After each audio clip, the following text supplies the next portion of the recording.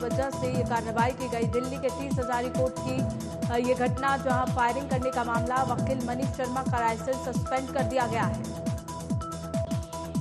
Court परिसर में गोलीबारी की घटना हुई थी, जिसके बाद ये कार्रवाई की गई। काउंसिल ऑफ दिल्ली ने वकील का लाइसेंस सस्पेंड कर दिया।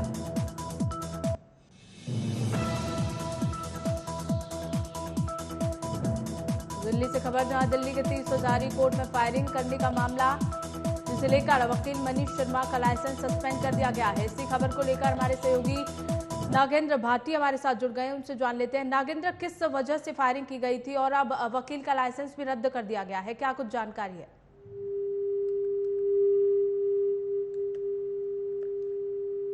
जी नागेंद्र। तो तकनीकी खराबी की वजह से हमारे सहयोगी के साथ हमारा संपर्क नहीं हो पाया है, दोबारा से जुड़ने की कोशिश करेंगे।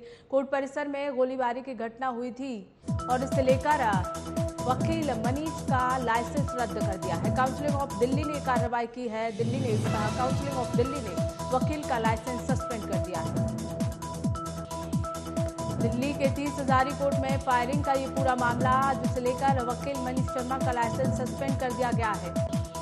कोर्ट परिसर में गोलीबारी की घटना हुई थी, सरेआम फायरिंग की गई थी, जिसे लेकर काउंसिल ऑफ दिल्ली ने वकील का लाइसेंस सस्पेंड कर दिया।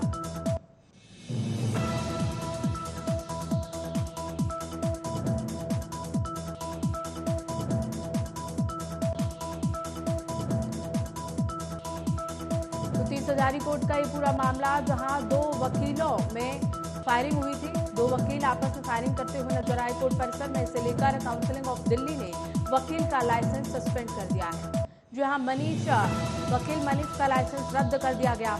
ये मामला दिल्ली की 30 हजारी कोर्ट से जुड़ा हुआ है, जहां दो वकीलों में आपस में फायरिंग करने का मामला सामने आया, जिसे लेकर वकील मनीष शर्मा का लाइसेंस सस्पेंड कर दिया गया है।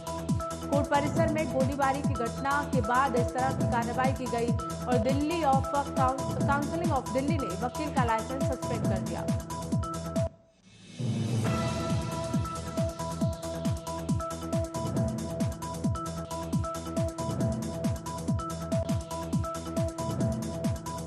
दिल्ली के 30 हजारी कोर्ट का ये पूरा मामला, जहां दो वकीलों में आपस में फायरिंग हुई थी, कोर्ट परिसर में गोलीबारी की घटना को अंजाम दिया गया था, जिसके बाद काउंसिल ऑफ दिल्ली ने कार्रवाई करते हुए वकील का लाइसेंस सस्पेंड कर दिया है। जी हां, वकील मनीष का लाइसेंस सस्पेंड कर दिया गया है।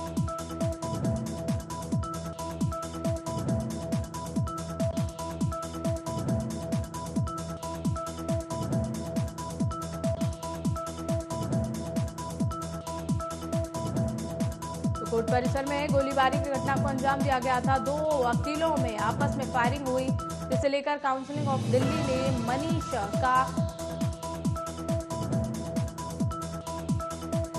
इसी खबर को लेकर हमारे सहयोगी नागेंद्र हमारे साथ जुड़ गए हैं। नागेंद्र, किस वजह से दो वकीलों में आपस में फायरिंग हुई थी, क्या अपडेट है इस खबर को लेकर?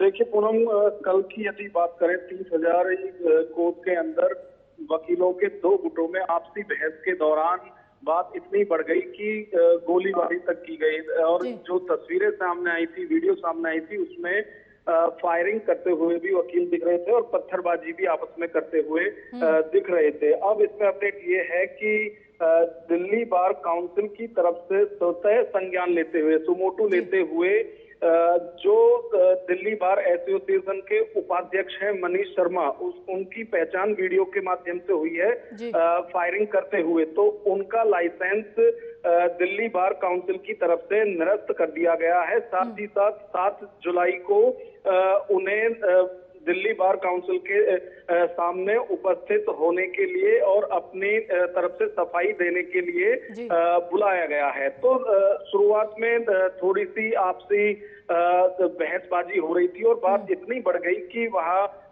ना सिर्फ फायरिंग हुई, बल्कि आपस में वकीलों के दो गुटों में पत्थरबाजी भी हुई। जी बिल्कुल नागेंद्र, जिस तरह से दो गुट वकीलों के भिड़े थे आपस में, लेकिन मनीष का ही लाइसेंस रद्द किया गया है और बाकी लोगों पर क्या कुछ कार्रवाई की गई है? देखिए, दिल्ली बार काउंसिल की तरफ से ये कहा गया है, क्योंकि वीडियो में मनीष शर्मा जो हैं वो बिल्कुल एकदम स्पष्ट दिखाई दे रहे हैं और उनकी पहचान उसमें हो रही है कि ये मनीष शर्मा ही है।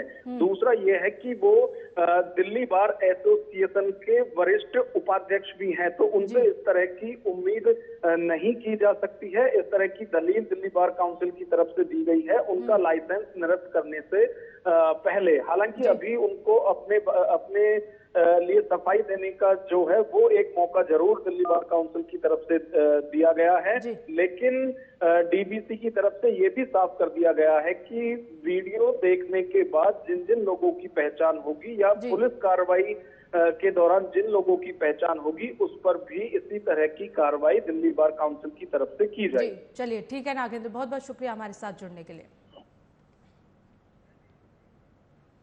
इसी बीच अगली ब्रेकिंग न्यूज का रुख कर लेते हैं। शरद पवार ने कार्यकारिणी की बैठक बुलाई है। वर्किंग कमेटी की बैठक के लिए शरद पवार दिल्ली रवाना हो गए। आज दिल्ली में एनसीपी वर्किंग कमेटी की बैठक होनी है। बता दें कि कल अजीत पवार और शरद पवार के गुटों को लेकर बैठक हुई थी, जिसमें अजीत पवार का पलड़ा भारी नजर आया और अजीत पवार को एनसीपी का अध्यक्ष बना दिया गया है। इससे खफा होकर शरद पवार ने कार्यकारिणी की बैठक बुलाई है। आज दिल्ली के लिए शरद पवार रवाना हो गए हैं और कार्यकारिणी की बैठक में महत्वपूर्ण चर्चा हो सकती है। वर्किंग कमेटी की बैठक के लिए शरद पवार दिल्ली रवाना हो गए हैं और आज दिल्ली में एनसीपी वर्किंग कमेटी की बैठक होनी है। बता दें कि कल जब दोनों गुटों की बैठक हुई थी, जिसमें अजित पवार के गुट में कम से कम 30 विधायक पहुंचे थे। हालांकि अजित पवार ने 40 विधायकों का दावा किया था, लेकिन कहा गया था कि कुछ विधायक विदेश में है, इसीलिए वो नहीं पहुंच पाए बैठक में। और अगर शरद पवार के गुट की बात की जाए, बैठक की बात की जाए, तो उसमें कुल 7 विधायक पहुंचे थे। इसे लेकर आज कार्यकारिणी की बैठक है और शरद पवार दिल्ली के लिए रवाना हो गए। खबरों में आगे बढ़ेंगे। दिल्ली पुलिस स्पेशल सेल ने रोहिणी सेक्टर 29 और 30 के आसपास मुठभेड़ के बाद एक कॉन्ट्रैक्ट किलर कामिल को गिरफ्तार किया है। दिल्ली पुलिस की टीम ने कॉन्ट्रैक्ट किलर को पहले सरेंडर करने को कहा, लेकिन इसके बदले उसने पुलिस टीम पर गोलीबारी शुरू कर दी। इसके बाद टीम ने जवाबी कार्रवाई शुरू कर दी। पुलिस की जवाबी कार्रवाई में अपराधी के पैर में गोली लगने की वजह से अपराधी घायल हो गया। फिलहाल पुलिस अपराधी को गिरफ्तार करने के बाद उससे पूछताछ कर रही है, साथ ही उसे अस्पताल में इलाज के लिए भर्ती कराया गया है।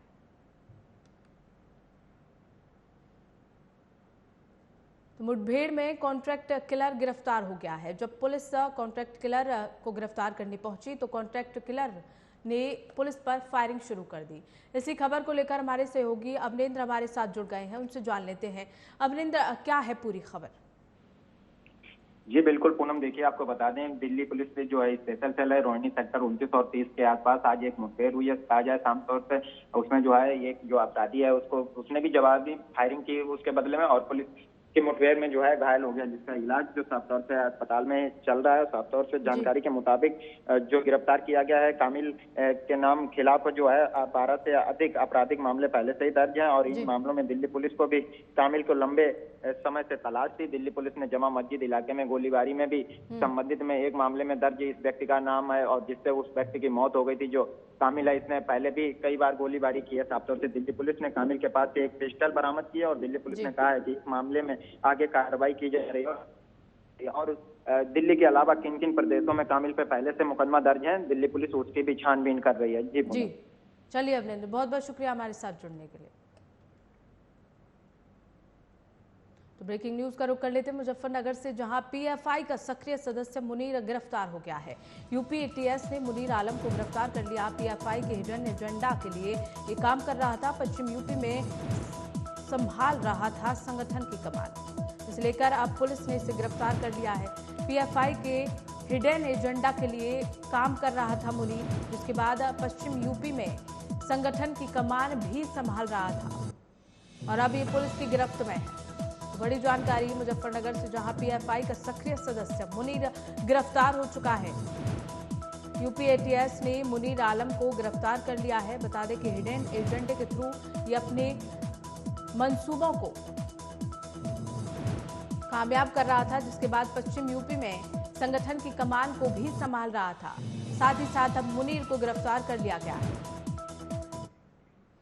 तो वहीं दिल्ली में बाबा धीरेन्द्र शास्त्री के दरबार लगने की पूरी तैयारी शुरू हो गई है। 5 से 8 जुलाई तक आईपी एक्सटेंशन के उत्सव मैदान में बाबा धीरेन्द्र शास्त्री द्वारा उद्घोषित कथा कार्यक्रम तय है, जिसका बुधवार को पहला दिन था, जहां करीब 11,000 महिलाओं के साथ कलश यात्रा निकाली गई। ये कलश यात्रा आईपी एक्सटेंशन मंडावली थाने से शुरू होकर कथा स्थल तक गई। इस कलश यात्रा में दूर दूर से आई महिलाओं ने हिस्सा लिया, जिसकी वजह से यात्रा का दृश्य मनमोहक था। कलश यात्रा के दौरान कई तरह की झांकियां भी लोगों के आकर्षण का केंद्र रहीं, जिसने लोगों के उत्साह और श्रद्धा को दोगुना कर दिया। कलश यात्रा का समापन कथा स्थल पर हुआ और साथ ही कथा समापन के बाद लोगों के बीच प्रसाद बांटा गया। आज बाबा बागेश्वर हनुमान कथा सुनाएंगे। इसके बाद 7 जुलाई को उनका दिव्य दरबार लगेगा। दिल्ली में बाबा बागेश्वर को सुनने के लिए 2 से 3 लाख लोगों के पहुंचने की उम्मीद भी जताई जा रही है।